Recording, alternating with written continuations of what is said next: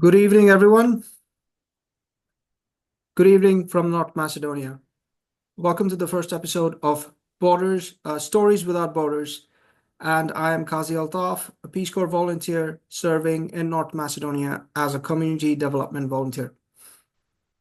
Today, we have our first guest on our first episode of Stories Without Borders, Hrithik Biswas. Hrithik, welcome to our show. Thanks for having me, Altaf. This is fantastic what you're doing, and hopefully my story can help many youngsters to understand the globalized world and the work we do within the Peace Corps in the global context. Yes, that's the very reason that we decided that we would create a podcast where we can share our stories, but also learn from those so that the youth and the global community at large can understand. Learning, there's no end to the process of learning.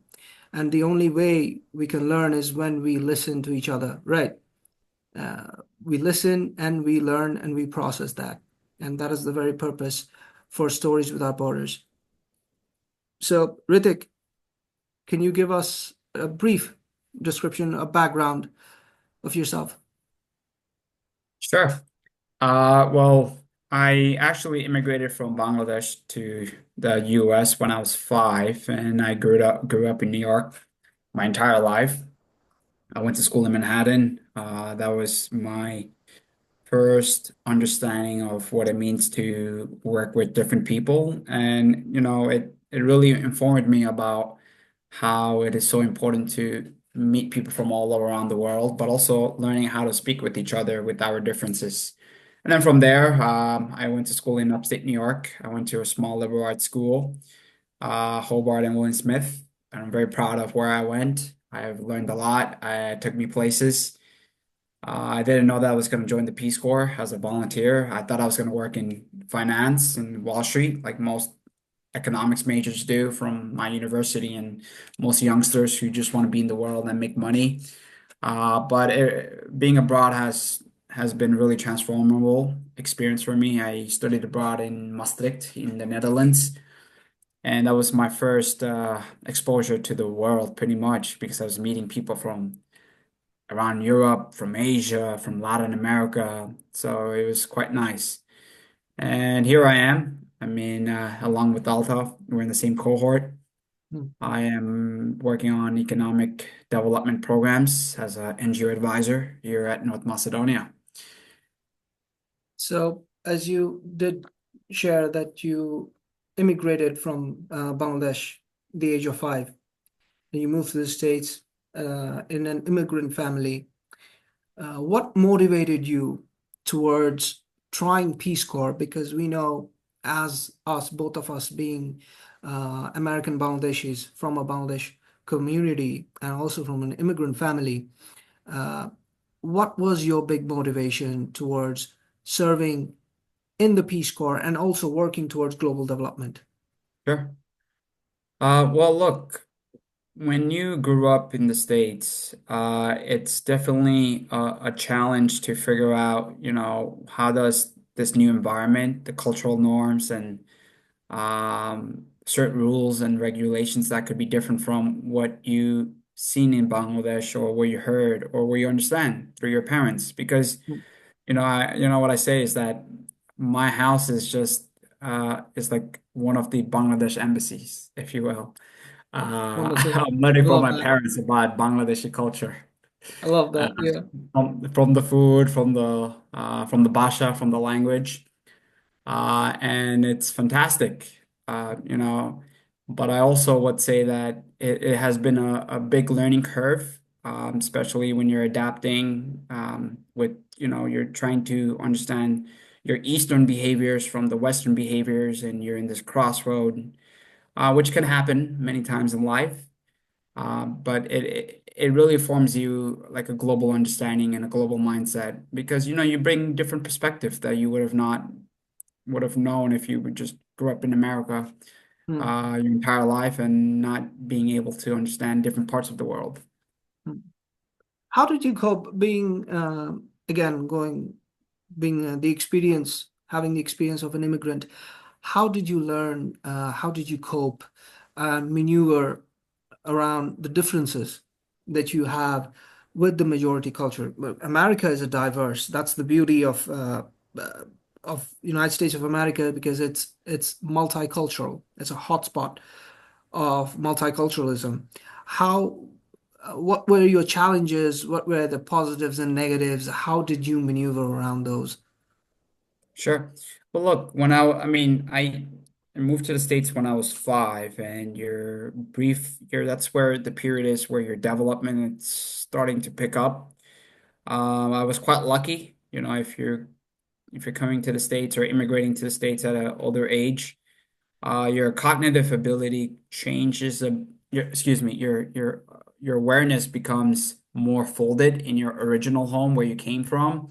But if you get yourself more molded at a younger age, yes, there's pros and cons to everything. For me, I was just crying, like, why am I here? Like, I just want to go back to my dadu, my Right. grandpa, rest in Grandpa. peace. Yeah. And I grew up around him in Chittagong. That's where my family's from, as you know, Altaf. And you just get placed from one place to another, and there's no way understanding. I didn't know what an airplane was. I just know that I wanted to be a pilot. Later on in life, I was like, the best office in the world. You could, fly anywhere. Yeah. So and then when you just integrate, over time you just pick up things and you learn different techniques, and you meet people from all over the world and you learn to cope with it. Mm. So, I think it's a right time to share a bit of my experience. I moved in when I was a teenager in 2014. It's been 11 years. For me, it was a big cultural shock, as you said. Like, why am I here? I just want to go back home, right? I grew up. I was conditioned basically uh, on on the aspects of the entire Bengali culture. So for me, anything alien because I was not exposed to anything foreign at the time. So for me, exposure to the American culture was a big cultural shock. Sure, But again, going back to, you know, in the United States, that's one of the big positives, of the United States. It's a country where people are accepted, and we can learn from that is if we listen to others, if we accept others, if we give other the platform, right? Everyone in the world can flourish. All we sure. need to do is just give them an opportunity, just accept them, just sit down, just what we're doing right now. We both are conversing, right? We both are listening to each other and sharing our experiences. So, going to the next question, I want to ask you is you shared your experience from Bangladesh being an immigrant. You went into college, right? So, how was that experience? How did you select which college you want to go to, which subject you wanted to study? What was the transition from school to college? Sure. So early on in your life, one of the advices I had when I was in high school, and I was quite lucky to have good teachers. They said that, you want to do what you're good at and to live a life with purpose. And I tried to pursue that. Um, I did it, that's why I say to young folks here in the country, and my younger sister and any youth, is that how do you know what you like if you have not tried it? Hmm. So if you're able to try different things and experimenting with different fields, different topics, you know what you're going to be good at. And if you're good at something, you keep doing it because you get gratification from it. You get monetary values, has one of the big components. So figure out what you're good at and find your skills and your God's gifts. Hmm, hmm, hmm. So when I was in high school, I thought I was going to be a doctor, like a typical immigrant, going to medicine. I think it was fantastic. I love Engineer or a people. doctor? Yeah. Yeah. And like guys like you and I, we were trying to change the status quo Yeah. of what is meant for us, what is told for us. Hmm, Dude, man, like I told you this all off. Like I told people I went to a liberal art. Oh, let me tell you why I chose liberal arts schools over research university, where hmm. guys like Altaf went. I still think liberal arts schools are fantastic. Let me tell you three reasons why. First, it's a smaller environment, so I got to know my professors. Hmm. We were classrooms of max 30 students, and we were sitting in circles discussing, and it was fantastic. And sometimes the professor invited you over for dinner. So it was like relationship rich, and that's what I Hmm. wanted. I'm a relationship guy. Hmm. And that's how I, settle in my alma mater, Hobart and Will Smith. Uh, Listen, we you cannot deny that money is a big factor where you're going to school, especially like A liberal arts yeah, liberal and a arts is private very school. expensive. Yeah, it's a Hmm. private school. I was very grateful for a good scholarship, and I worked hard to have three jobs on campus to afford, but it works out.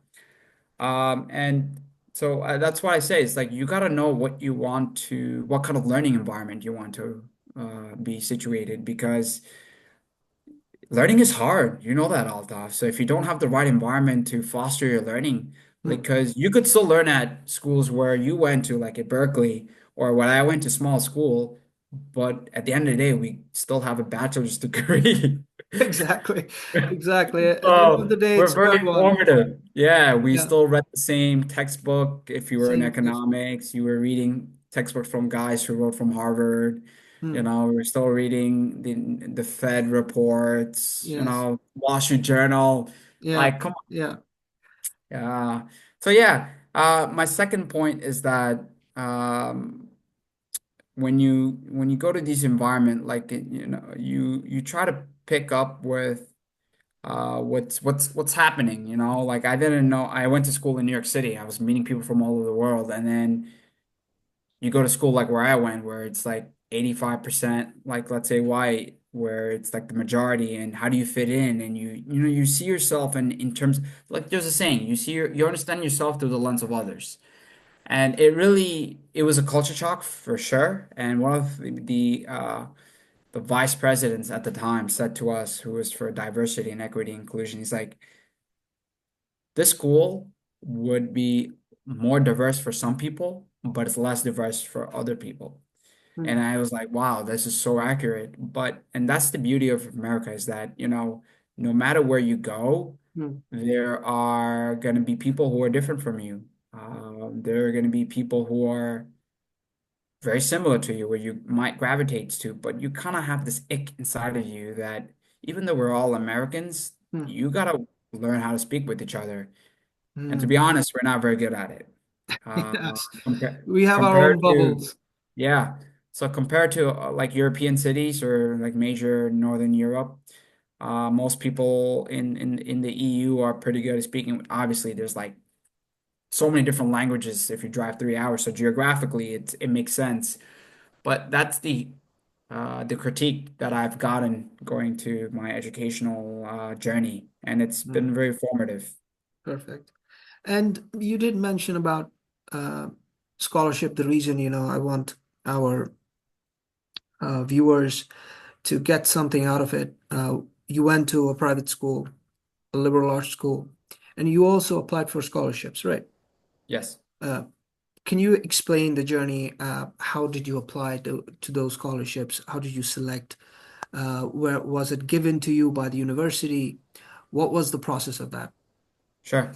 So I was shooting my shot like everywhere. Like I was hustling. I remember in high school I spoke with admissions counselor and look, Altaf, that some things are just meant to be. I actually did early decision to a school that was like hot, like really top. It was like Hmm. 5% acceptance rate. It was a liberal arts school too. I didn't get in. Hmm. But once I saw my university, I got very excited about it, and I actually connected with the admissions counselor, Hmm. and she saw it in my eyes, Hmm. and then I just did whatever it took to apply for scholarships and to work, and I got the scholarship for leadership through my university, and it Hmm. paid pretty well. Hmm. And I only had to pay for housing, so I pretty much got like full tuition. covered, which was nice. But A it, full it ride, basically. yeah, yeah, but housing and food, which Mm-hmm. nije pocket ticket dito ako, so I don't You mind. pocket ticketing cover, which means basically paying from your own pocket. Yeah, And you did mention the experience of working with three jobs, right? yeah, And a lot of the students, like in my personal experience, also I had to work in two jobs. I had to intern in another organization, being a student, especially my final semester at Berkeley. Very challenging post-COVID. The world was very different. It was more expensive. The economy was not good.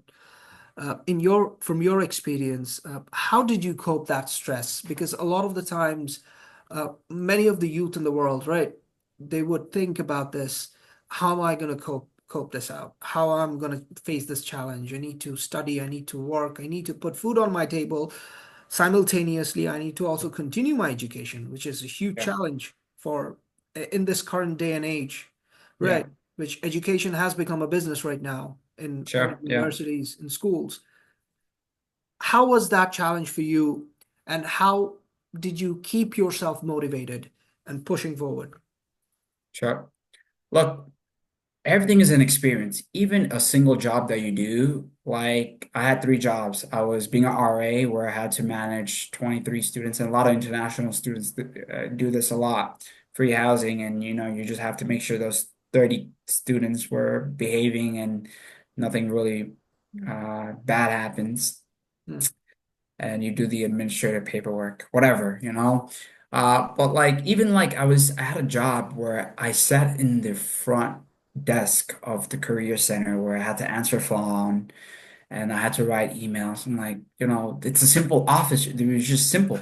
But even like skills where speaking with someone, let's say a alum comes through the door, you have to speak in a certain way. I mean, like it's code switching. There's a term, that we learn in sociology. That's something I learned. I just got into sociology. I was like, okay, why not? Learn about hmm, people and society. And code switching has become a very common thing, and it's a skill that you learn by working with different jobs and interacting with different people. hmm, And I would have not expected that, those skills to gain. hmm, It is tough. It was tough. We're juggling multiple jobs and then education. But I say that, you got to keep things in balance. If you just studied away. Yeah, I think you will be losing from the college university experience. hmm, Making friends is one hmm, of the big components of your college journey, and it was important that you maintain that balance. Study hard. It's college. You want to go out and go to like random events and doing random things. So you balance it out and take the best as you can. You definitely needed a support mechanism, right? Like, as you mentioned, friends, our families, typical South Asian families who are always at the call with us. Hrithik is, uh, we got disconnected from Hrithik. Okay. You okay? Yeah, Yeah.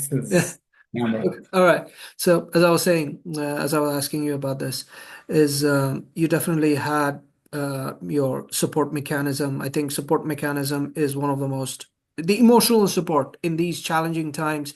If we do not have, our friends, if we don't have our family, our friends, selecting proper friends, That's friends. important. Altaf, that's important. Like Yeah. brown guys like you and I, we were taught, be Yeah. careful who you're surrounded with. The Yeah. environment Yeah. really matters Yes. because, friends could like bring you down or they bring you up, God Mm, willing. mm, And that's such important thing, man. mm, Like, uh, being able to work as a team, but also like knowing, like, listen, I tell this stress enough. Like, we talked about like some of the things I've been learning about why making mistakes younger is fantastic mm, for the development for ourselves. But like what I said earlier when we began our conversation is that making mistakes at a young age and trying different things, like speak with different people, because now like your life is like a data. You sense how people are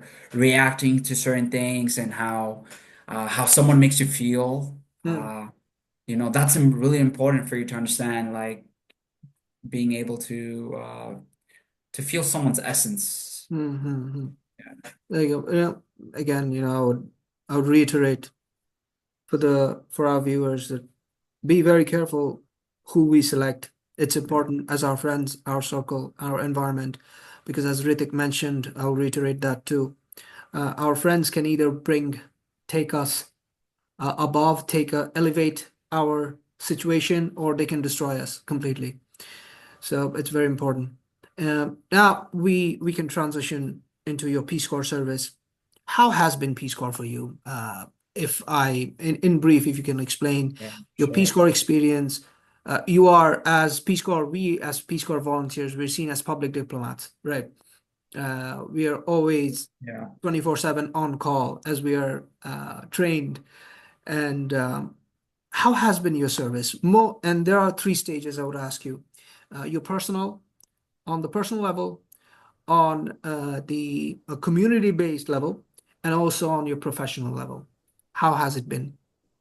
sure. Well, you know that you and I are very lucky to meet each other. We did not expect Definitely. that What to are the happen. chances? What are the chances Yeah. of two Bangladeshis meeting in Peace Corps? Yeah, but it could be destiny. You never Yeah, know. Like what it's meant to be, there's a saying. We talked about this the other night. yeah. And I think that I'm very lucky to have a good team, especially in Strumica. And in a country like North Macedonia, there's a lot more opportunities Mm. compared to other service assignments, but it's very niche in terms of what you can offer. Most people who are in the country are either teaching or doing organizational work or working in youth centers. And it's I think that I've been lucky to be here for sure. If you look at the past 1 year and a half, like wow, it's amazing. But day to day, I will not lie to you all, like to you, Altaf, that we have those days where you're like, why am I here? I'm so tired of these pessimism. I mean, Exactly. it is part of like what you said. It's part of the mental resilience building, and how can when we first came out in this job, we're not intimidated by new cultures. Mm. We've seen from Bangladesh to America, and you adapt. You use your social skills that AI did not teach you, but you developed that skill over Traveling time. helped it. Yeah, Yeah, traveling and like speaking with different people. So you get a sort of sense. Who do you talk to? Who to not to talk to? What to say and what not to say. You do make your mistakes. yes. There's certain mistakes because you're trial and error. The first 3 months is trial and error to see how other people perceive, and there's cultural cues that you kind of have to learn in the Mm. silence. Mm. What we said the other time is that our relationships is built in silence. Mhm. You're Mhm. always pondering about like certain things, about uh how Macedonians have certain gimmicks that is so different from Bangladeshis, and our humor from America. And then you pick up the humor, and Yeah. then when you're meeting with the locals, you just repeat that humor, and they love you, and then you get free food. It's just that we just have to accept. We just have to, Uh, be receptive, and sure. that's more important. Yeah. And so that you were able to cope quite well individually, but on a Yeah. community level, how did you, being a brown guy in Yeah. Eastern Europe, how was it? Well, look, in this country, I mean, it's a diverse state. And um, for me here, there are presence of brown people, like Turkish. So no one's really stopping me on the street compared to, let's say, my black friends if they were in town, or like in a place where they don't get much international exposure. Hmm. And for me, it was more meaningful for us to, as Peace Corps volunteers, to know the language, because you already get that first. first outlook because you're speaking to them in their native language. They understand you. Of course, we're not very fluent at it, but we understand, we get by. We can have diplomatic talks. We can say what we do and ask for help, and get yourself around. And I think that really had a positive outlook on the Macedonians here, especially in the work we do when we're here for such a long time. And communication is key. What our country director said is that what makes a Peace Corps volunteer successful, like around the globe, is that if you're able to fully develop your language skills to integrate, integration is the main component of what we do. Hmm. And that definitely helped you Yeah, not only in integrating in the community, but sure. also on the professional setting. Absolutely. Absolutely. I mean, every other kid here speaks English, so it's the Eastern Europe, where it's quite easy to get around. Get around. So going on to the next question would be, can you mention some of the uh, NGO projects that you're definitely working with an NGO as a community development volunteer? Uh, some of the projects that you did uh, that that you believe serves the purpose as a volunteer, and that our viewers can learn from, especially on the NGO sector, some of the projects that you are able to create. Yeah. So, I do a little bit of everything. I do organizational development and youth development because it's part of our logical framework that we got once we're in the country. Hmm, So what I did is that my first thing was that how can I increase the capacity of my organizations? Because if you can nurse that seed early on, hmm, then the organization will flourish into a beautiful tree. So what you do in the root essence of the organization, the output from that organization will be much more beautiful, much more healthier. I've identified, being an outsider when it comes to new organizations. So my background was in operations. I worked in many corporate settings in finance, healthcare systems, law firms in New York. And what I've seen is that they have a different work process and how they communicate.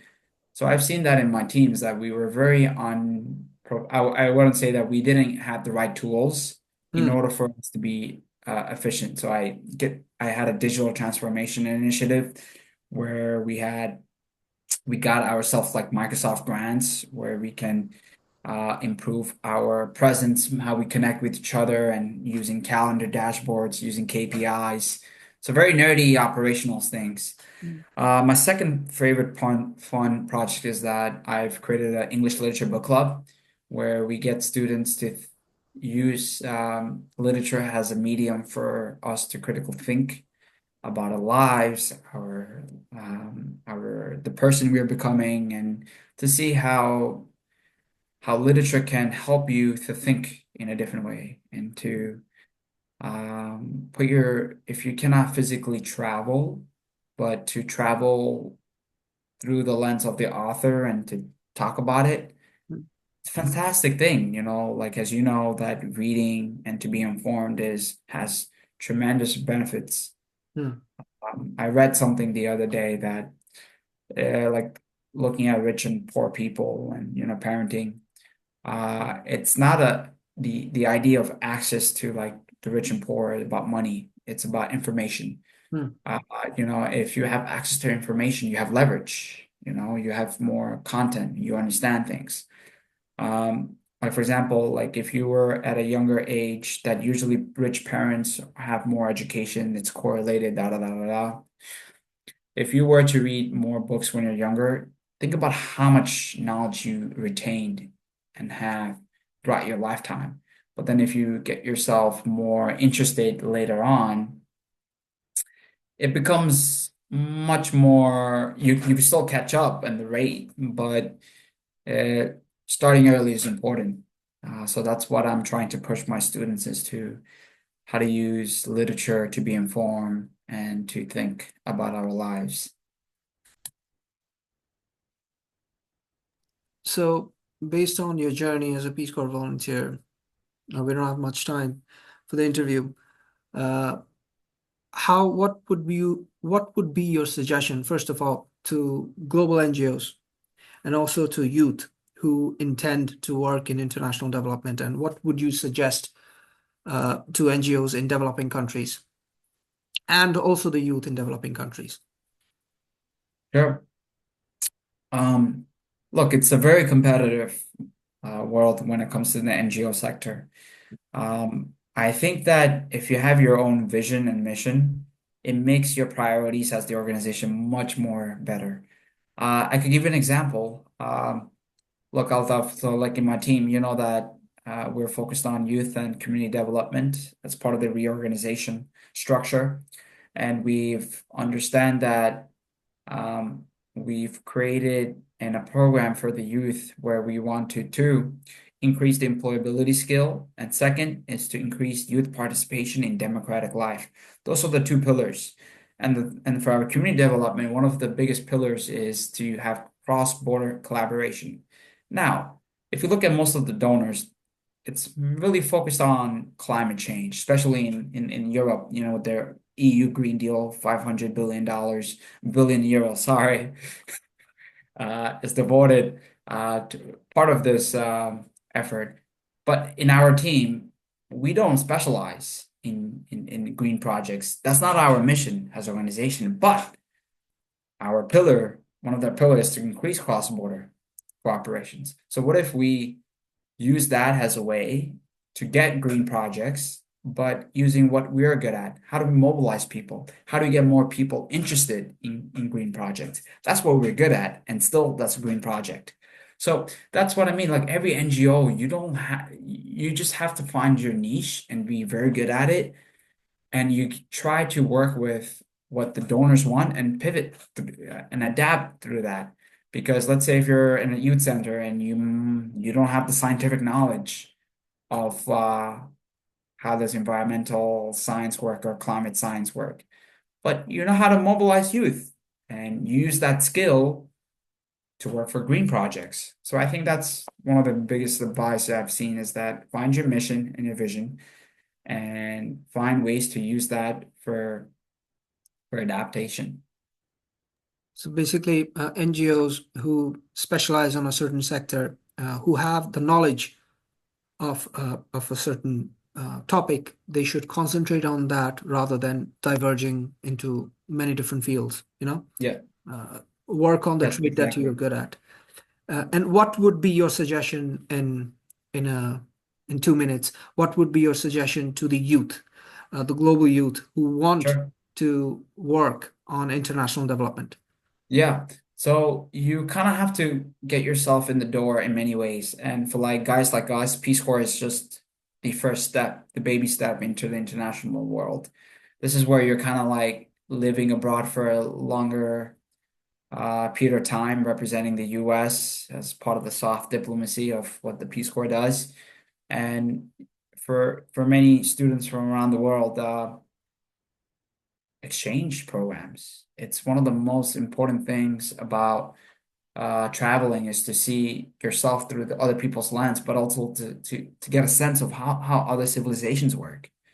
How is it so different from you? And those questions will help you become more informed and how to work in the globalized world. Because one thing I tell many of the youth is that, you know, you got to think about what AI will not able to do and what is it able to do and how you can make your trajectory in the next 10 years. There's two things, one, language and your social and emotional intelligence. Because AI, it's learned from human behavior and they just repeat it, all that, and it synthesizes what the human does. But AIs are not able to navigate different spaces to and this is where humans take have to have to be very good at. So learn how to adapt your life with the new AI world and you'll be great. Perfect, perfect. So to the youth, the message is upskill. This is the day and age, it's a changing age. As Yes. much utilize the opportunity of upskilling, of capacity building, and We have so much at hand, easily accessible, even if you don't have any access to paid resources. Utilize the free resources, such as YouTube, right? There are a lot of free platforms that you can utilize. And as long as you are always working towards upgrading yourself technically, because this is a technical world, in a technical world, if you always tend to upgrade yourself, no matter where you are, you can utilize your skills. Hrithik, uh, we are, our time's up. Thank you very much. I really do appreciate your time. Our first uh, guest for Stories Without Borders. And, I really do hope our viewers, after viewing this, they learn some important lessons. Thank you, Hrithik. Hope Yeah, to, thanks for having me, man. This is fantastic, and hopefully, to your audience, that I wish you the best. yes, You're perfect. most welcome, um, and to reach out. And if you have any questions, stay connected. Yes, definitely. Thank you. Thank you, Hrithik. Have a good night. Take care.